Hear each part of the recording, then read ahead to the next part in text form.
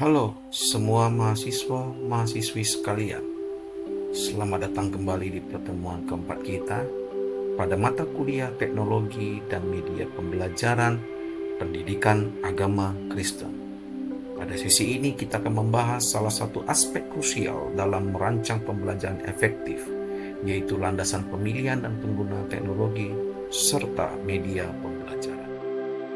Memilih media dan teknologi yang tepat bukan sekedar mengikuti tren, melainkan didasari oleh pertimbangan yang matang agar proses belajar mengajar dapat mencapai tujuannya dengan maksimal. Sebab itu, mari kita selami dan pelajari lebih lanjut 4 landasan utama yang perlu kita pahami.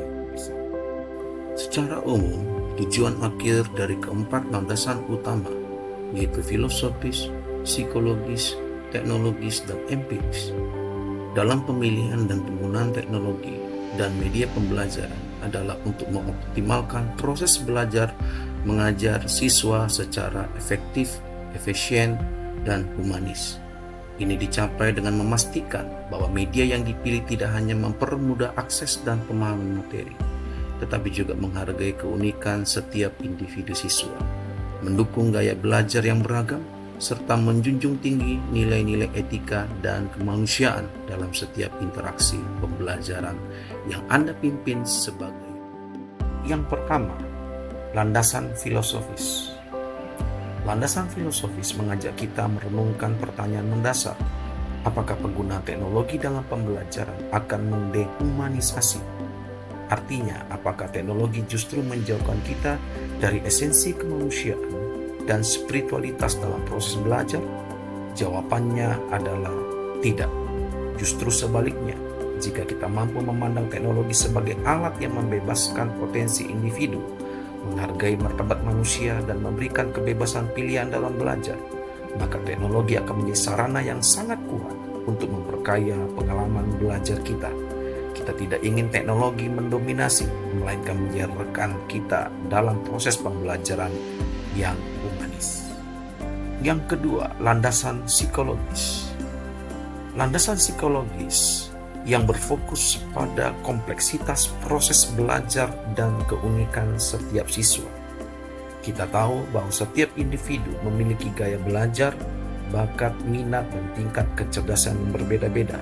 Sebab itu, media pembelajaran yang kita gunakan mampu dan harus disesuaikan dengan karakteristik individual siswa untuk memberikan rangsangan belajar yang tepat. Konsep psikologi belajar mengajarkan kita bahwa anak-anak akan lebih mudah mempelajari hal konkret ketimbang abstrak. Ini berarti kita perlu memfasilitasi berbagai modalitas belajar agar semua siswa dapat menyerap materi dengan optimal. Yang ketiga, landasan teknologis. Landasan teknologis menekankan bahwa tujuan akhir dari teknologi pembelajaran adalah memfasilitasi dan mempermudah siswa dalam belajar. Teknologi pembelajaran mencakup proses yang kompleks mulai dari pengembangan, desain, produksi, hingga evaluasi media. Setiap media memiliki keunggulannya masing-masing. Kuncinya adalah memilih media yang sesuai dengan rangsangan yang ingin kita berikan dan tujuan pembelajaran yang ingin kita capai.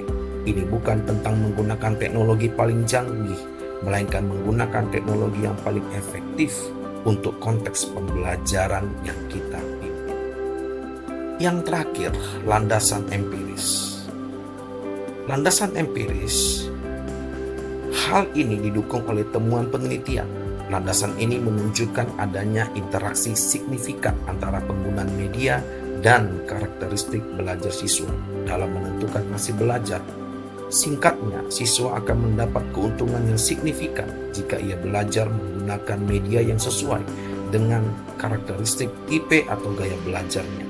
Data penelitian telah membuktikan bahwa kesesuaian ini secara langsung berkorelasi dengan peningkatan pemahaman dan pencapaian akademik.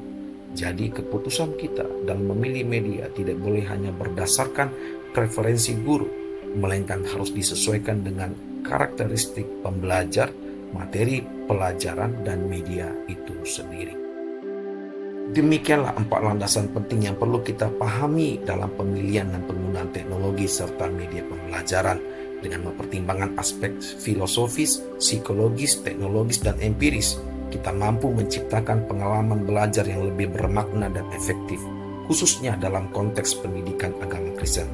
Semoga materi ini bermanfaat bagi Anda semua dalam merancang pembelajaran yang inovatif. Sampai jumpa di pertemuan berikutnya.